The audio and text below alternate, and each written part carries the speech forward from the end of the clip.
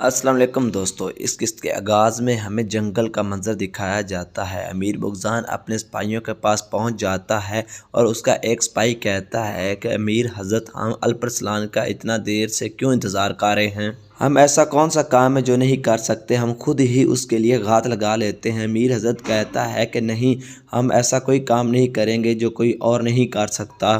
अब वास्को पान को लूटने का वक़्त है। जब ये खबर मैं अल्परसलान को पहुंचाऊंगा तो वो डर से कांप जाएगा और लड़खड़ा जाएगा। और जब हम अल्परसलान से मामला ख़त्म कर लेंगे, उसे ख़त्म कर देंगे, उसके बाद हम उस खातून से भी छुटकारा हासिल कर लेंगे इंशाअल्लाह। और इस तरह से जो हमारा है वो हम हासिल कर लेंगे और हम उसके जानशीन बन जाएंगे। इसके बाद हमें दोस्तों मर कबीले का मंजर दिखाया जाता है। नाल साहब सुलेमान के साथ सुलेमान के खेमे के अंदर पहुंच जाता है। सुलेमान की जो बीवी होती है वो उनके सामने खाना पेश करती है और मशरूब पेश करती है। और जब वो ये सब कुछ पेश कर लेती है तो सुलेमान अपनी बीवी से कहता है कि काजा तुम यहाँ से बाहर चली जाओ। ये सुनते साथ ही वो बाहर चली जाती है। जब वो बाहर चली जाती है तो इनाल साहब कहता है, हमने सुल्तान से सुना है कि जो भी वास्कोर पान से मुसलमान आए थे, जो कैदी आज़ाद किए गए थे, उनसे वास्कोर पान के जो गवर्नर है उसका बेटा यानीस ने उनको शहीद किया है और उनका खून किया है और अपने हाथ खून से रंगे हैं। और उसका जो कत्ले आम उस वक़्त करने वाला था वो उजानीस था और उसका जो उस गले में हार था, लॉकेट था, वो भी कत्ले आम वाली जगह पर गिर गया और वो अल्परसलान के हाथ लग गया था। तो सुलेमान कहता कि हाँ मैं भी जानता हूँ, अल्परसलान ने वो निशान हमें भी दिखाया था। इब्राहिम जनाल कहता है तो फिर अल्परसलान इस मामले को कभी भी नहीं छोड़ेगा। वो यानीस को किसी न किसी तरह से पकड़ कर लाएगा और उसको बहुत ज़्यादा मारेगा और फिर उसे सुल्तान के सामने भी पेश करेगा। तो इनाल कहता है कि मैं चाहता हूँ कि मैं अल्परसलान से पहले ये सारा काम मैं करूँ, मैं उस जलील को पकड़ कर ला कर सुल्तान के सामने फेंक दूँ। सुलेमान कहता है कि तुम ये कैसे काम करोगे जबकि तुम्हारे सिपाहियों से तलवारें भी ले ली गई हैं, और तुम ये किस तरह से काम सर अंजाम दोगे।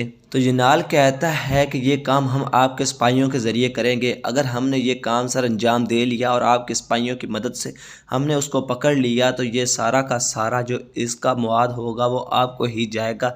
इससे आपको ही फ़ायदा होगा और आपको वली अहद बनने का भी मौका मिल जाएगा और रास्ता खुल जाएगा और तुम अगले सुल्तान बनने के लिए भी काबिल हो जाओगे। तो सुलेमान कहता है जबकि इस सारे काम के अंदर सिर्फ़ और सिर्फ मेरा ही फ़ायदा है तो तुम्हें फिर इसमें क्यों इतनी ज़्यादा दिलचस्पी है। तो इनाल साहब कहता है मैं दोबारा से सुल्तान और चावरी साहब का एतमाद जीतना चाहता हूँ और इस तरह से दोबारा से मेरी साख बहाल हो जाएगी। और ये सुनते साथ ही सुलेमान थोड़ी सी सोच में पड़ जाता है और कुछ सोचने लग जाता है। इसके बाद दोबारा से हमें उस किले का मंजर दिखाया जाता है। अल्परसलान और उसके सिपाही जो होते हैं वो घोड़ा गाड़ी के अंदर मौजूद होते हैं और वो बाहर मौजूद सिपाहियों को बहुत ही गौर से सुन रहे होते हैं और इन्हें देख रहे होते हैं और उनकी हरकत देख रहे होते हैं कि ये क्या कर रहे हैं, क्या नहीं कर रहे।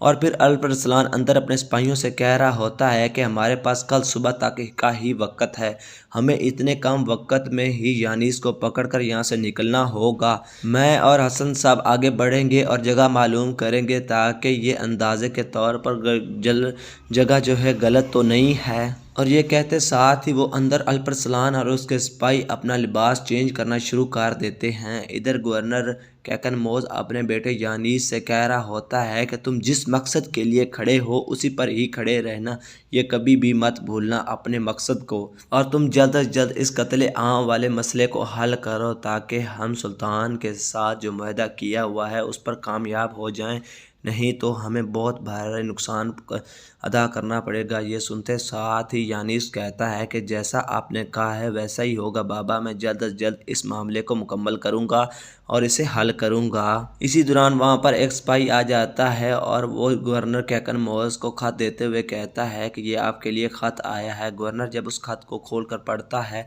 तो उसमें लिखा हुआ होता है कि अल्परसलान और उसके सिपाही शहर के अंदर दाखिल हो गए हैं। और ये सुनते साथ ही वहाँ पर मौजूद तमाम के तमाम लोग हैरानो परेशान हो जाते हैं और गवर्नर कहता है कि यानी इस मामले को जल्द से जल्द हल करो और अल्परसलान को पकड़कर मेरे पास लाओ और अल्परसलान यहाँ से जिंदा नहीं बचकर जा पाएगा।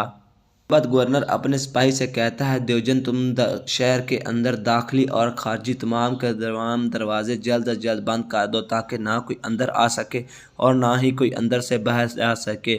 हम अल्परसलान को यहाँ पर पकड़ेंगे और इससे मार डालेंगे और वो यहाँ से ज़िंदा नहीं बच पाएगा।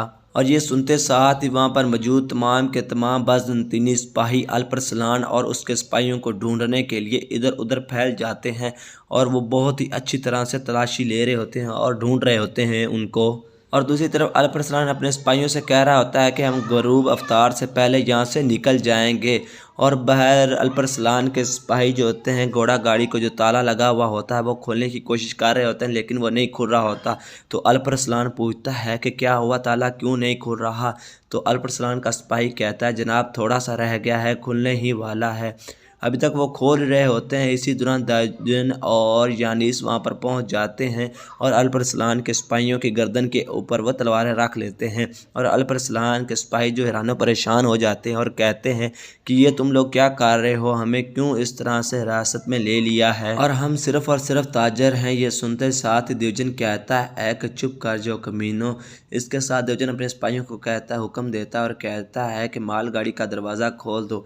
ये सुनते साथ ही वो मालगाड़ी का दरवाज़ा खोल देते हैं तो उसके अंदर अल्परसलान के 2 और सिपाही मौजूद होते हैं। और फिर यानीस उनसे पूछता है कि मुझे जल्द अज जल्द बता दो ताकि मैं आपको मारूं ना और ना ही आपकी गर्दनें उतारूं कि अल्परसलान कहाँ है, वो कहाँ भाग गया है, जल्द अज जल्द जल्दी मुझे बताओ। इसके बाद हमें दोस्तों जंगल का मंजर दिखाया जाता है। इब्राहिम यनाल और सुलेमान जंगल में खड़े होते हैं और इब्राहिम यनाल कहता है कि इस तरफ से शहर के अंदर दाखिल होना बहुत ही मुश्किल है क्योंकि दीवारों के ऊपर बहुत ज़्यादा सिपाही हैं और तीर अंदाज हैं, वो हमें कभी भी इनके अंदर नहीं दाखिल होने देंगे। तो जवाबन सुलेमान कहता है जब अल्बरसरान वापस लौटेगा तो हम देख लेंगे हम इस तरफ से दाखिल हो सकते हैं या नहीं हो सकते।